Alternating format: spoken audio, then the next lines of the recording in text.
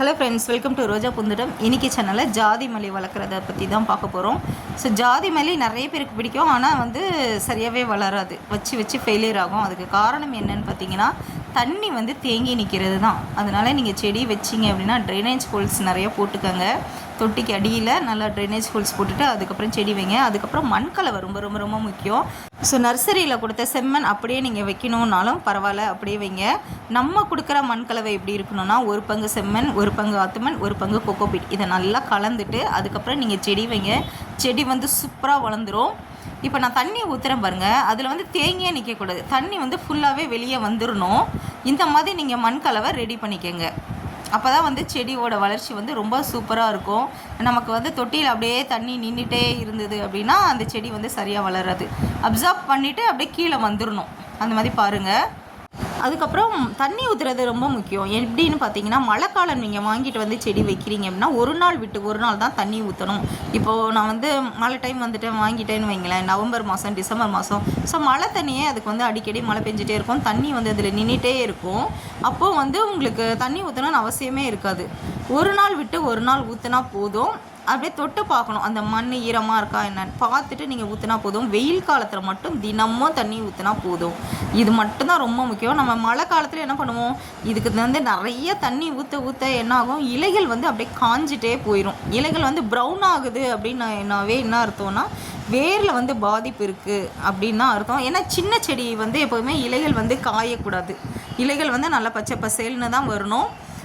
இலைகள் வந்து காய ஆரம்பிச்சிருச்சு, அந்த நுனி ஓரத்துலலாம் இலைகள் வந்து ப்ரௌன் ஆகுது அப்படின்னா தண்ணி வந்து அதிகப்படியாக நீங்கள் ஊற்றுறீங்க அப்படின்னு அர்த்தம். அந்த மாதிரி ஆயிடுச்சுன்னா கத்தாழை இருக்கு இல்லையா, அந்த கத்தாழை ஜூஸு ஒரு 5 நாள் நீங்கள் ஊற்றிட்டு வாங்க, செடி வந்து பிழைச்சிரும். வேறு எந்த உரமுமே நம்ம கொடுக்க முடியாது. இப்போ நீங்கள் பார்க்குறது நம்ம பெரிய செடிக்கு வந்து இலைகள் காஞ்சிருச்சு அப்படின்னா பிரச்சனை கிடையாது. இப்போ நீங்கள் பார்க்குறது பாருங்கள், பெரிய செடி, இது வந்து இலைகள் வந்து ஒன்று காஞ்சு தான் இருக்கும். வெயில் காலம் ஒன்றும் பண்ண முடியாது. சின்ன செடியோட கிளைகள் வந்து காயக்கூடாது, இலைகளும் காயக்கூடாது, அது கவனமாக பார்த்துக்கோங்க. எனக்கு வந்து பெரிய செடியில் இப்போ கூட பேசல் ஸ்டம் வந்துகிட்டே இருக்குது. ஸோ உரம் வந்து நல்ல உரம் கொடுத்தா தான் இந்த மாதிரி பேசல் ஸ்டம் வரும்.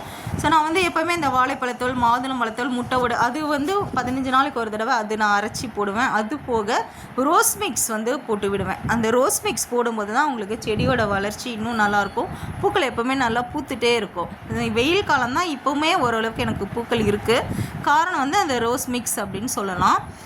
எல்லா செடியிலையுமே பாருங்கள் பூக்கள் இருந்துகிட்டே தான் இருக்கும். காரணம் ரோஸ் மிக்ஸ் நம்ம போடுறதுனால அந்த பூச்சி தாக்குதல் அந்த அளவுக்கு வராது. அந்த ஒரு காரணத்துக்காகவே நான் அதை அடிக்கடி போட வேண்டியதாக இருக்குது. மாதம் ஒரு தடவை எப்படியும் போட்டுருவேன். மற்ற நாள் வந்து வெஜிடபிள்ஸ்லாம் அரைச்சி நம்ம செடிங்களுக்கு தண்ணி கலந்து கொடுத்தா கூட மாதம் ஒரு தடவை ரோஸ் மிக்ஸ் நான் போட்டு விட்டுருவேன். அப்போ தான் செடியோட வளர்ச்சி ரொம்ப சூப்பராக இருக்கும். ஸோ இந்த செடிங்களை வந்து சின்ன செடி இல்லையா, இதுக்கு வந்து நம்ம ஃபஸ்ட்டு என்ன உரம் கொடுக்கணும். இப்போ நர்சரியிலேருந்து செடி வாங்கிட்டீங்க, ஃபஸ்ட்டு நம்ம என்ன உரம் கொடுக்கணும்னா, எப்சம் சால்ட் இருக்கு இல்லையா, 1 லிட்டர் தண்ணியில் 1 ஸ்பூன், 1/2 லிட்டர் தண்ணிக்கு 1/2 ஸ்பூன், அந்த விகிதத்தில் நீங்கள் கலந்துட்டு செடிங்களுக்கு ஊற்றி விடுங்க. வாரம் இப்போ ஒரு மாதத்துக்கு 4 வாரம் இருக்குன்னா அந்த 4 வாரமே நீங்கள் எப்சம் சால்ட்டு திரவ உரமாக கொடுத்தா போதும். திட உரம் எதுவுமே போடாதீங்க. செடி வாங்கி வச்சோன்னா உரம் போட்டு தான் செடி நல்லா வளரும் அப்படின்னு நினைக்காதீங்க. நான்லாம் எல்லா செடியும் வாங்கி வச்ச உடனே உரமே போட மாட்டேன். நல்லா வேர்லாம் வந்ததுக்கப்புறம் தான் உரமே போடுவேன். 1 மாதம் அந்த செடிக்கு வந்து வேர் பிடிக்கிறதுக்கு நாங்கள் டைம் கொடுங்க. எப்சம் சால்ட்டு திரவ உரமாக கொடுங்க. அதுக்கப்புறமா 1 மாதத்துக்கு அப்புறமா நீங்கள் வந்து ரோஸ் மிக்ஸை 1/2 ஸ்பூன், சின்ன செடி தானே, 1/2 ஸ்பூன் போட்டு விட்டால் போதும். செடி வந்து நல்லா வளர்ந்துடும். 1/2 ஸ்பூன் வந்து நீங்கள் 15 நாளைக்கு ஒரு தடவை போட்டால் போதும். 1/2 ஸ்பூன் இப்போ இந்த சின்ன செடிக்கு 1/2 ஸ்பூன் வந்து கரெக்டாக 15 நாளைக்கு ஒரு தடவை. 1ஆம் தேதி ஒன்று போடுங்க, 15ஆம் தேதி ஒன்று போடுங்க, மறக்கவே மறக்காது. 1/2 ஸ்பூன் போட்டு விட்டுருங்க. தண்ணி ஊற்றிட்டே இருங்க தினமும். செடி நல்லா வளர்ந்துடும். மழை காலம்னா தண்ணி வந்து பார்த்து தான் ஊற்றணும். 2 நாள் மழை இருந்தது அப்படின்னா ஊற்றவே வேணாம். ஒரு 4 நாளைக்கு கூட நீங்கள் ஊற்ற தேவையில்லை. அந்த ஈரப்பதம் செக் பண்ணிவிட்டு ஊற்றினா போதும். இலைகள் ஓரமாக வர்றதை மட்டும் நம்ம அப்பப்போ கவனிச்சிக்கணும். இலைகள் ஓரமாக ப்ரௌனாக வருதா, ஃபுல்லாக லீஃப்லாம் க்ரீனாக இருக்கான்றதை மட்டும் நம்ம ஜாதி செடியில் கவனிச்சுட்டு வந்தாவே போதும். அதுமாதிரி பெரிய செடிக்கு நம்ம கண்டிப்பாக 3 மாதத்துக்கு ஒரு தடவை எக்ஸ்ட்ராவாக மண் போடணும். அப்போ தான் அந்த செடி வந்து எனக்கு கொஞ்சம் ஒரு நல்ல வளர்ச்சி இருக்கும்.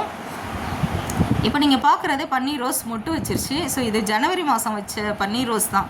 நல்லா அழகாக வேகமாக வளர்ந்தது, மொட்டும் வச்சிருச்சு. ரொம்ப ஹாப்பியாக இருக்குது. இதெல்லாம் ஓன் ரூட் வெரைட்டி. இப்போ நம்ம கட்டிங்ஸ் வைக்கிறோம் இல்லையா, இதுக்கு வந்து ஒட்டு கட்டுறது அதெல்லாம் எதுவுமே இருக்காது. Own root variety. அதுக்கு தான் கட்டிங்ஸ் போடுறது.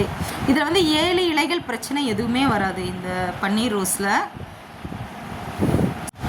இந்த தொட்டிலையும் அடியில் பாருங்கள் எப்படி ஓட்டை இருக்குதுன்னு சொல்லிட்டு. ஸோ தண்ணி வந்து தேங்கினா எந்த செடியுமே கட்டிங்ஸ் எதுவுமே வராது. இது எதுக்காக காட்டுறேன்னா நெக்ஸ்ட்டு நீங்கள் கட்டிங்ஸ் போட்டிங்கன்னா உங்களுக்கு யூஸ்ஃபுல்லாக இருக்கும். பாருங்கள் அடியில் ஃபுல்லாகவே ஓட்டையாக தான் இருக்கும் இந்த தொட்டியில். அதனால தான் இந்த செடி வந்து கட்டிங்ஸ் வச்சது நல்லா வளர்ந்துருக்கு. ஸோ தண்ணி எந்த தொட்டியில் தேங்கி இருந்தாலும் கட்டிங்ஸும் சரியாக வளராது. அதே மாதிரி செடி எந்த செடியும் சரியாக வளராது. அதனால் ட்ரைனேஜ் ஹோல்ஸ் நல்லா போட்டுக்கோங்க. இப்போ நீங்கள் பார்க்குறீங்க இல்லையா, இந்த பன்னீர் ரோஸ் இதுக்கு வந்து 2 மாதம் வரைக்கும் வேர் தான் பிடிச்சிது. ஒரு 60 நாள் வரைக்கும் வேருமே நல்லா வளர்ந்து பிடிச்சிட்டு இப்போ தான் வந்து செடியில் வந்து தளிரே வைக்க ஆரம்பிச்சிருச்சு. இந்த கத்தாழையெல்லாம் போட்டிருக்கேன் பாருங்கள். இப்போ தான் வந்து ஓரளவுக்கு தளிரே வருது. ரொம்ப நாள் ஆயிடுச்சு அப்படின்னு சொல்லிட்டு. ஸோ கட்டிங்ஸ் வந்து கொஞ்சம் பொறுமையாக வெயிட் பண்ணணும். ரொம்ப சீக்கிரமாக வேகமாக 3 மாதத்துலலாம் வேகமாக வளராது. இவ்வளோ தான் வளர்ச்சி இருக்கும். ஸோ அந்த குச்சி சைஸும் பார்த்துக்கோங்க. இந்த சைஸ் குச்சி வச்சா கட்டிங்ஸ் வளருதுன்றதை பார்த்துக்கோங்க. அதுக்காக தான் உங்கள்கிட்ட நான் காட்டுறேன். அப்புறம் இது வந்து பிச்சிப்பூ ஜாதி மாதிரியே தான் இருக்கும். இலைகள் எல்லாமே ஸ்மெல் எல்லாமே. ஆனால் ஒரே ஒரு என்னதுன்னா ஒயிட் கலரில் இருக்கும். இதுவும் பாருங்கள் பேசல் ஸ்டெம் வருது. ஸோ ஒரு சிஸ்டர் கூட கேட்டிருந்தாங்க கிளைகள் வர என்ன பண்ணணும்னு சொல்லிட்டு. இந்த மாதிரி பெரிய செடிக்கு நான் 1 ஸ்பூன் ரோஸ் மிக்ஸ் போட்டு விட்டுருவேன். நல்லா செடி வளர ஆரம்பிச்சிருச்சு. ஓகே ஃப்ரெண்ட்ஸ், இந்த வீடியோ உங்கள் அனைவருக்கும் பயனுள்ளதாக இருக்கும். கண்டிப்பாக பிடிச்சிருக்கோம். லைக் பண்ணுங்கள், ஷேர் பண்ணுங்கள், மறக்காமல் சப்ஸ்கிரைப் பண்ணுங்கள். Thank you friends.